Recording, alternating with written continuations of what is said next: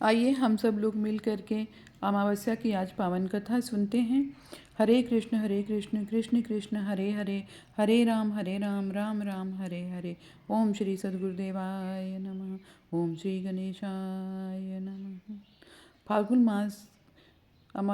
मास में अमावस्या की पौराणिक कथा के अनुसार एक गरीब ब्राह्मण परिवार था, जिसमें पति पत्नी और उनकी एक पुत्री थी। उनका जीवन सामान्य ही चल रहा था। जैसे जैसे वर्ष बीतते गए, उनकी पुत्री भी धीरे धीरे बड़ी होने लगी।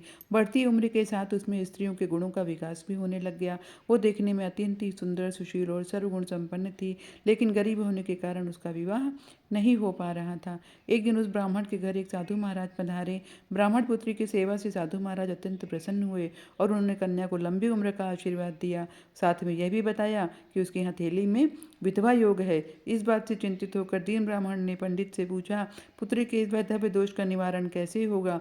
साधु महाराज ने कुछ देर विचार करने के बाद अपनी अंतर्दृष्टि से ध्यान करके बताया कि कुछ दूरी पर एक गांव में सोना नाम की धोबन जाति की एक महिला अपने बेटे और बहू के साथ रहती है, जो बहुत ही आचार विचार और संस्कार संपन्न है और वह पति पारायण भी है। यदि यह कन्या उसकी सेवा करे और वह महिला इसकी शादी में अपने मांग का सिंदूर लगा दे, उसके बाद इस कन्या का विवाह हो तो इस कन्या का वैधव्य योग मिट जाएगा। साधु ने यह भी बताया कि वह महिला कहीं आती जाती नहीं है। यह बात सुनकर ब्राह्मण ने अपनी बेटी से धोबिन की सेवा करने की बात कही। अगले दिन कन्या प्रातःकाल ही उठकर सोना धोबिन के घर जाकर साफ सफाई और अन्य सारे कार्य करके अपने घर वापस आ जाती। एक दिन सोना धोबिन अपनी बहू से पूछती है कि तुम तो सुबह ही उठकर सारे काम कर लेती हो और पता ही नहीं चलता। बहू ने कहा, माँ जी, मैंने तो सोचा कि आप ही सुबह उठकर सारे काम खुद ही खत्म कर लेती हैं, मैं तो देर से उठती हूँ। इस पर दोनों सास बहू निगरानी करने लगी कि कौन है जो सुबह ही सारा घर का काम करके चला जाता है।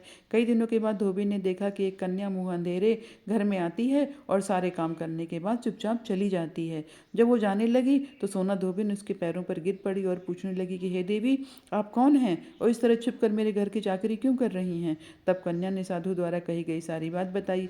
सोना धोबिन पति पारायण थी, उसमें तेज था। वो 16 श्रृंगार करके तैयार हो गई। सोना धोबिन के पति थोड़ा अस्वस्थ थे। उसने अपनी बहू से अपने लौट आने तक घर पर ही रहने को कहा। सोना धोबिन ने जैसे ही अपनी मांग का सिंदूर उस कन्या की मांग में लगाया, उसका पति मर गया। उसे इस बात का पता चल गया। वो घर से निराजल ही चली थी, यह सोचकर कि रास्ते में कहीं पीपल का पेड़ मिलेगा तो उसे भंवरी देकर उसकी परिक्रमा करके ही जल ग्रहण करेगी। उस दिन अमावस्या थी। ब्राह्मण के घर मिले हुए पूरे पकवान की जगह उसने ईंट के टुकड़ों से 108 बार भंवरी देकर 108 बार पीपल के पेड़ की परिक्रमा की और उसके बाद जल ग्रहण किया। ऐसा करते ही उसके पति के मुर्दा शरीर में वापस जान आ गई। धोबिन का पति वापस जीवित हो गया। इसलिए माना जाता है कि इस दिन व्रत आदि करने से पुण्य फल की प्राप्ति होती है। अतः जो व्यक्ति अमावस्या के दिन 108 वस्तुओं की भंवरी देकर सोना धोबिन और गौरी गणेश की पूजा करता है, उसे अखंड सौभाग्य की प्राप्ति होती है। इस तरह अमावस्या की व्रत की कथा संपन्न हुई। हरे कृष्ण कृष्ण कृष्ण हरे हरे, हरे राम राम राम हरे हरे। धन्यवाद।